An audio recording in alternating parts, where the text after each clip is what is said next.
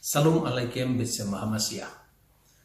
Salah satu kendala dari dialog teologis lintas agama secara khusus adalah Islam dan Kristen adalah pemaksaan paradigma agama tertentu untuk melihat, memandang agama lain. Dan ini sumber salah paham. Saudara-saudara, salah satu masalah yang sering menjadi perdebatan antara kedua agama, bahkan kadang-kadang perdebatan yang sudah tidak sehat lagi, adalah mengenai Trinitas. Bahkan hubungan kekerabatan antara dua agama yang sudah terjalin begitu lama sejak kemerdekaan Indonesia ini sampai sekarang, muncul ke permukaan letupan-letupan konflik yang dipertajam karena penilaian teologis agama kita terhadap agama lain yang sesungguhnya itu belum tentu benar. Apakah agama yang diopinikan oleh kita itu memang mewakili dari keyakinan yang bersangkutan? Tentang Trinitas misalnya, mulai dari fatwa haram untuk mengucapkan selamat Natal, bahkan tegur sapa dan kesantunan sosial yang sudah lama dipraktekkan di negeri ini seolah-olah langsung hilang begitu orang takut untuk dianggap mengaburkan akidah kita dengan yang lain. Nah, tentu kita harus memberi hak kepada agama yang bersangkutan. Apakah benar keyakinannya seperti yang dituduhkan? Trinitas dalam iman Kristen itu tidak dipahami sebagai tiga Tuhan yang terpisah. Dan tentu kita memerlukan pemahaman metafisik yang cukup untuk memahami ketuhanan. Artinya satunya Tuhan tidak sama dengan satu bilangan, satu batu. Bukan sekedar wahdaniyat bil adat. Tapi khususnya tentang Trinitas adalah wahdaniyat bin nisbah. Bagaimana Bapa, Putra, dan Roh Kudus itu sesungguhnya satu Allah, satu wujud Allah yang dikiaskan dengan Bapa, yang dalam diri Sang Bapa bersemayam kekal firman-Nya dan Roh-Nya. Nah, saudara yang terkasih dalam Tuhan, salah satu ayat dalam Al-Quran yang sering diangkat ke permukaan, bahkan itu sebagai dasar fatwa untuk misalnya larangan sekedar mengucapkan selamat Natal misalnya. Itu adalah antara lain surat An-Nisa ayat 171, surat Al-Maidah ayat 72, ayat 73, ayat 116. Itu ayat yang sering sekali diperbincangkan oleh para ustadz di televisi-televisi maupun di dakwah-dakwah di media sosial. Apakah benar apa yang dikatakan Quran tentang keyakinan Kristen itu benar-benar memang diyakini orang Kristen?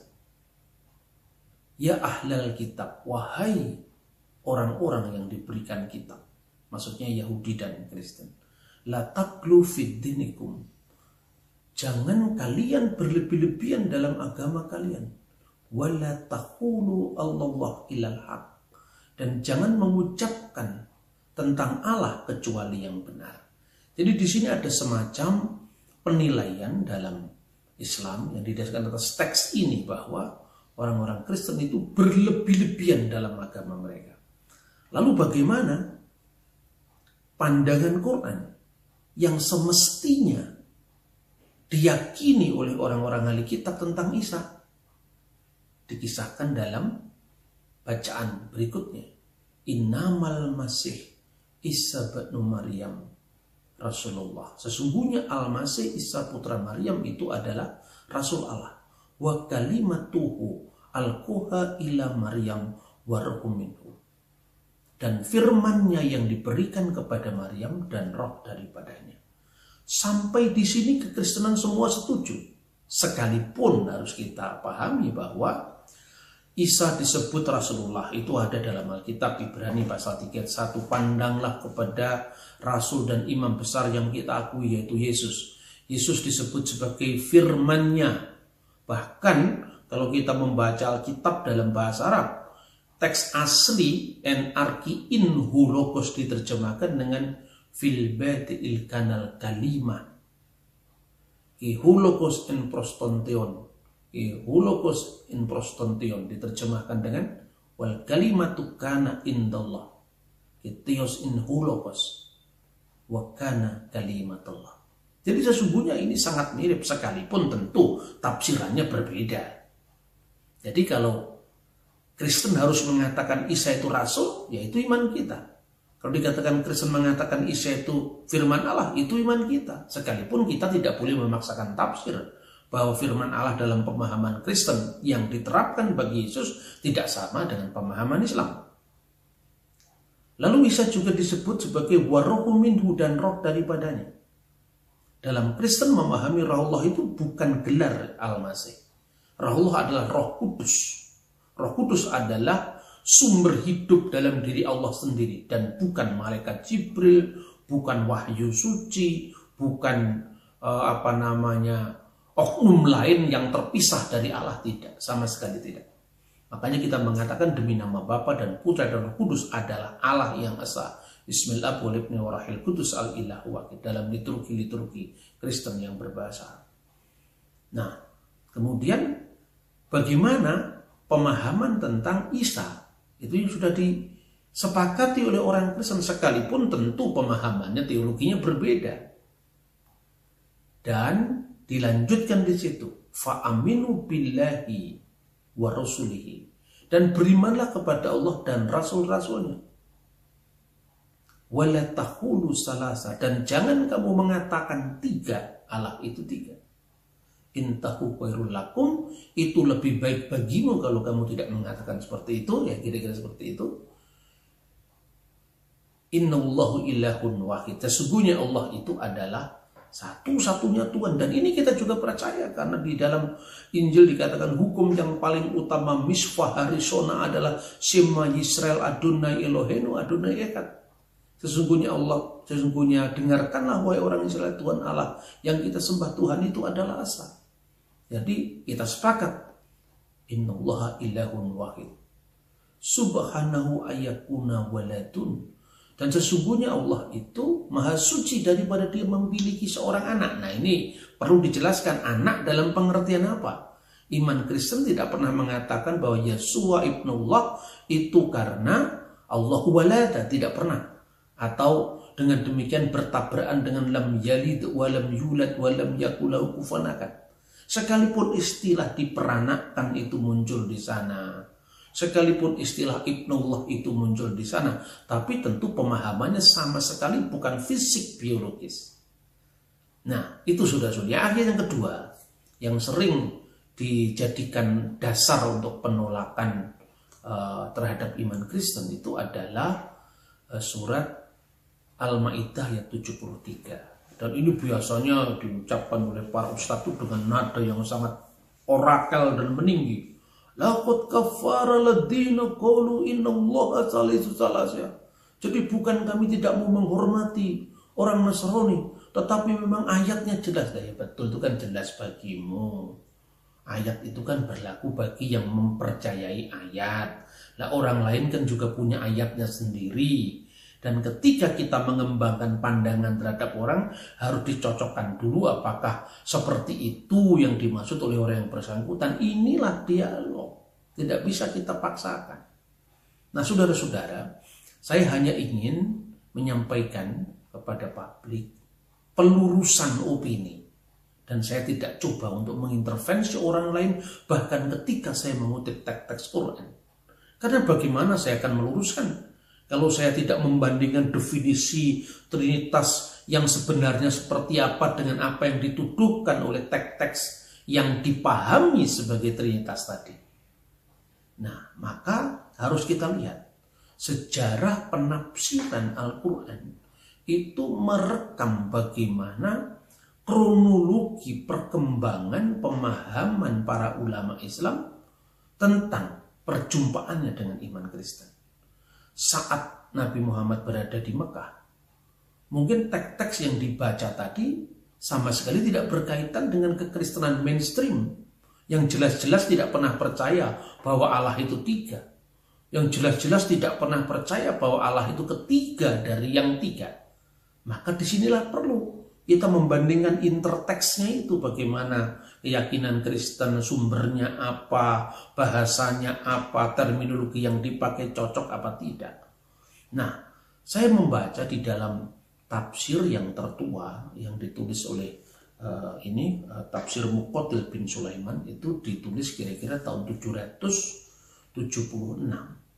Di sana teks-teks Quran itu dipahami benar-benar secara sederhana karena kemungkinan besar perjumpaan Kristen dan Islam itu baru tahap yang belum terlalu maju. Artinya orang Muslim mungkin belum membaca langsung teks kitab suci Injil, ya. Orang Kristen pun juga memahami Islam itu mungkin karena perkenalan awal, sehingga di situ salah paham masih kemungkinan besar muncul. Nah, perhatikan teks tadi justru oleh Muqatil bin Sulaiman itu dipahami sebagai tritheisme, bukan trinitas. Misalnya di dalam surat Al-Maidah ayat 73, laqad kaffara alladziina qalu innallaha salisu salasa, itu ditafsirkan ba'du al-malakaniyin, ya, sebagian dari orang-orang Malakaniyah, yaitu orang-orang Kristen aliran Melkait, katanya begitu, qalu Allahu wal Masih wal Maryam. Allahu wa Masih wal Masih wa Maryam. Allah dan Al-Masih dan Maryam. Jadi ini tritheisme karena jelas-jelas bahwa Maryam tidak masuk di dalam Tritunggal dalam konsep Kristen. Lalu di dalam tafsirnya atas surat An-Nisa 171 tadi yang dibaca, wala tahulu salasya, itu dipahami yakni la taqulu innallaha azza wa jalla salisu salasya. Jangan kamu mengatakan bahwa sesungguhnya Allah azza wa jalla adalah ketiga dari yang tiga. Ini jelas-jelas tritheisme, tiga Allah yang terpisah. Karena ketika orang Kristen berbicara tentang Bapa, Putra, dan Roh Kudus itu pengertiannya imanen. Artinya sebelum ada ruang, sebelum ada waktu, sebelum ada jarak, dan itu dalam keabadian. Maka yang disebut dengan kelahiran ilahi, firman Allah dari roh Allah yang dikiaskan dengan putra Allah itu kelahiran abadi, bukan kelahiran dalam ruang waktu yang memerlukan istri, memerlukan hubungan biologis, pengandungan, kelahiran, bidan, rumah sakit, sama sekali bukan itu. Maka dikatakan al-mauludu minal abi qabla kulli tuhur, yang dilahirkan dari Bapa sebelum segala zaman. Nur min nur, seperti cahaya terang yang keluar dari sang terang atau sumber terang. Ilahun hakun min ilahin hakim, Allah yang sejati dari Allah sejati, karena sumber yang mengeluarkan firman yang sepenuhnya ilahi tidak kehilangan keilahiannya ketika firmannya itu keluar untuk menyatakan dirinya. Karena keluar masuk di sini bukan kategori ruang, bukan kategori waktu, tapi itu hanya untuk menggambarkan bagaimana Allah yang tidak dipahami secara matematis, yang tidak dipahami dalam konteks ruang dan waktu itu menyatakan diri dalam konteks ruang dan waktu. Sehingga Allah di dalam keabadiannya yang gaib, yang tidak dikenal, yang transenden menjadi dikenal oleh manusia. Nah, itu yang disebut Bapa, Putra, dan Roh Kudus. Makanya selalu ditekankan Allah yang esa. Maka ketika firman-Nya menjadi manusia, surga tidak pernah kosong. Karena Tuhan itu omnipresent. Tuhan itu tidak terikat oleh aspek ruang dan aspek waktu. Itu kira-kira yang saya baca dari tafsir Muqatil bin Sulaiman, kira-kira dari tahun 776. Kemudian sekitar abad ke-10 muncul tafsir dari seorang penafsir besar dalam dunia Islam, namanya adalah Imam Ibnu Jarir At-Tabari. Nah, di sana pemahaman tentang kekristenan itu sudah lebih maju, karena dia mengerti bahwa Tritunggal itu tidak sesederhana yang digambarkan oleh sekte-sekte heretik di Mekah tadi. Misalnya ketika dia mendeskripsikan tentang iman Kristen, dia mengatakan Al-ilahul qadim jauharun wahid. Jadi Tritunggal itu dipahami sebagai Tuhan atau Allah yang kekal, yang berada di dalam jauhar wahid, berada di dalam esensi yang esa. Salasata akonim, yang terdiri dari 3 hipostasis atau 3 uknum. Uknum di sini adalah cara berada ilahi, personalitas ilahi yang tidak sama dengan personalitas individual yang terikat oleh ruang dan waktu, yang terpisah sama sekali, bukan itu. Yaitu siapa yang disebut ketiga uknum tadi? Uknum ini bukan saksun, bukan ketiga yang terpisah secara individual. Aban walidan gaira mauludan. Bapa yang melahirkan, artinya yang mewahyukan diri, ya, dan dia tidak dilahirkan karena dia adalah pokok asal yang tidak berasal. Dia adalah zat wajibul wujud kalau dalam bahasa ilmu kalam Islam. Wa ibnan mauludan gaira walidan. Dan putra yang dilahirkan artinya firman yang menyatakan diri Allah dengan cara dia keluar dari wujud Allah tanpa meninggalkan Allah kalau dalam bahasa gereja, dan gaira walidan, dan tidak melahirkan karena sumber keilahian yang disebut adzat itu adalah Allah yang dikiaskan dengan sang Bapa. Waruhan mutatabba'atan bainahuma, dan roh atau hayat Allah yang menghubungkan antara keduanya. Ini pemikiran yang brilian.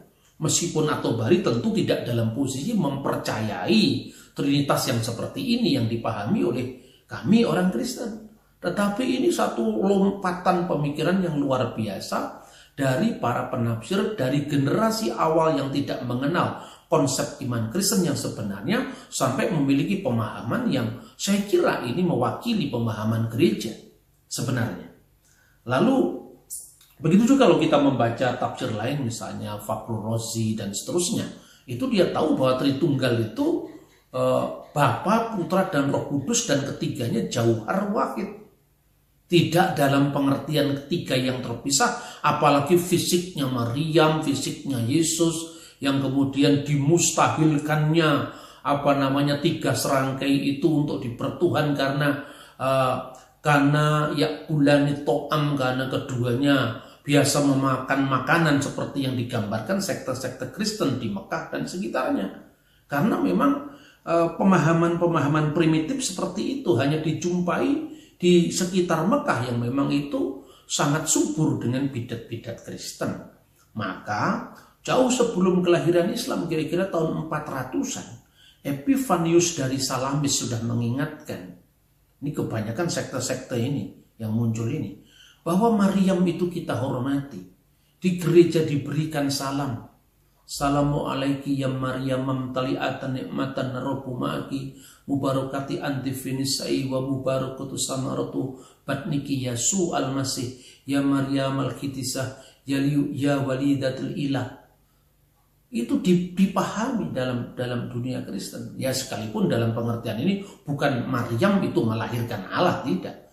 Tapi dia melahirkan firman Allah yang secara tak terpisah dengan keilahiannya benar-benar Allah. Sekalipun bisa dibedakan secara kemanusiaan dan keilahiannya pada saat yang sama.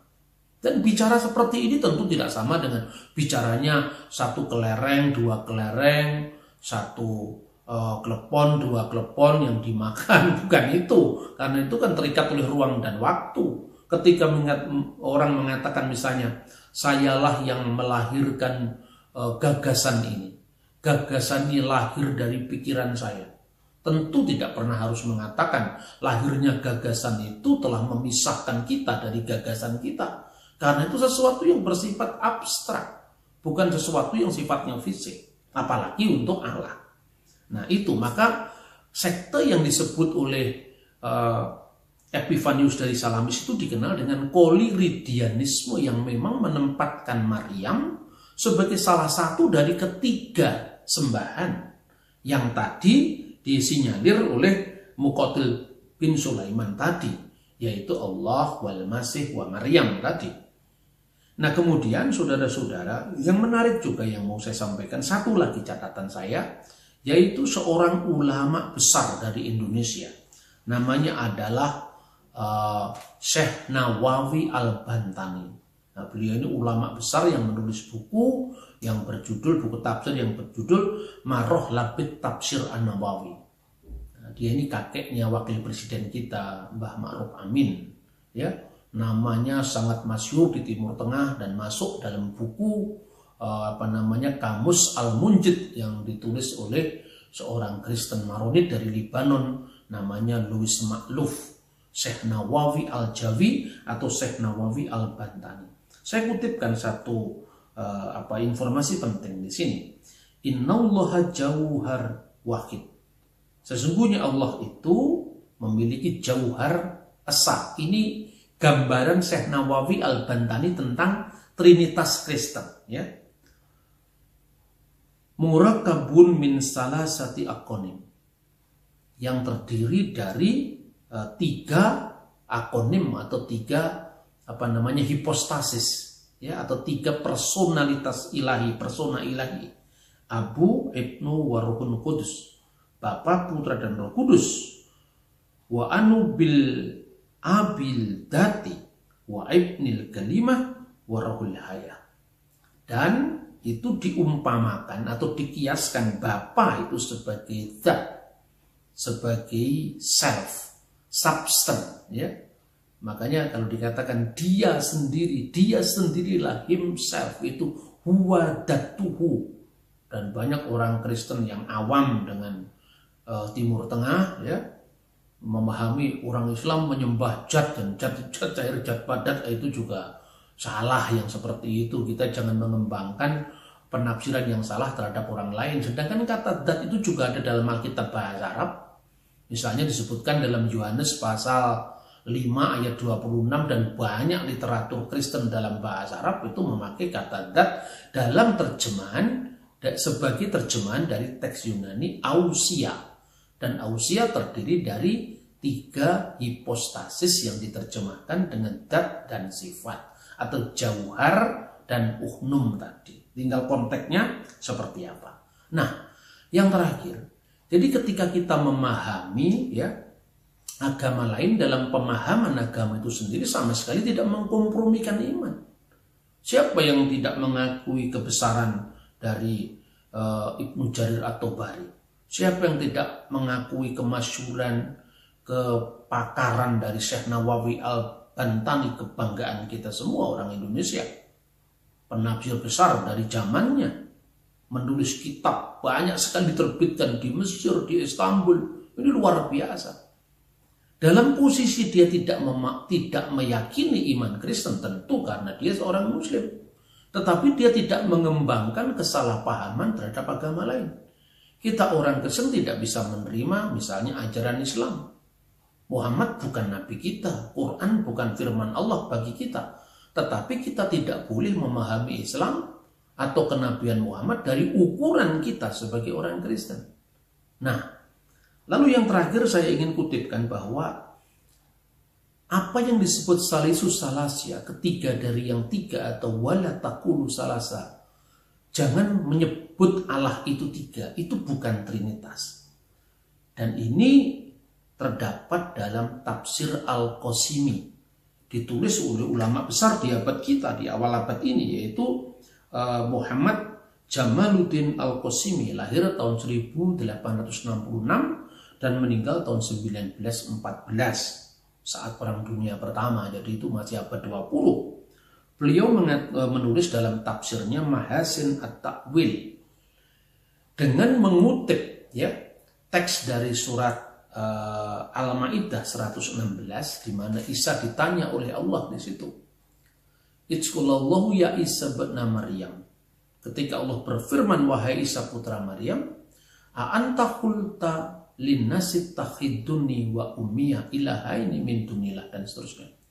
Apakah kamu berkata kepada sesamamu manusia, jadikanlah saya Isa dan ibu saya Maryam menjadi dua ilah di samping Allah? Makanya Al-Qasimi mengatakan bahwa yang dimaksud dengan ketiga dari yang tiga itu kemungkinan adalah sekte Poliridianisme seperti yang dikutip tadi oleh Bapak Gereja Epifanius dari Salamis yang dia sebut sebagai sekte Maryamin, ya, penyembah Maryam, dan itu memang terpisah dengan Allah dan Kristus atau Al-Masih putranya. Nah, dengan mengembangkan sikap agree in disagreement, setuju dalam ketidaksetujuan ini, harapan saya kita bisa merayakan perbedaan. Jadi artinya kalau ahli tafsir seperti At-Tabari, Fakhrur Razi, kemudian Al-Qasimi bisa mengerti Trinitas tidak dalam makna tiga Tuhan, ya, tetapi memiliki kesatuan yang disebut sebagai Jauhar Wahid, atau Bapa itu gambaran tentang zat Allah, Putra itu adalah gambaran tentang kalimatullah, dan Roh Kudus adalah gambaran tentang hayat Allah yang ada dalam diri Allah, dan ketiganya itu adalah Jauhar Wahid atau Allah yang satu. Sekalipun dia tidak dalam posisi meyakini, tapi dalam posisi memahami. Kiranya sikap saling memahami dalam perbedaan, ya, kita memang tidak sama, tetapi kita harus bisa bersama-sama. Itu pasti sejalan dengan spirit Bhinneka Tunggal Ika, berbeda-beda tetapi satu. Kita bisa menghormati setiap orang yang berbeda dengan kita tanpa kehilangan jati diri iman kita. Tuhan memberkati kita. Shalom Aleichem B'Shem HaMashiach.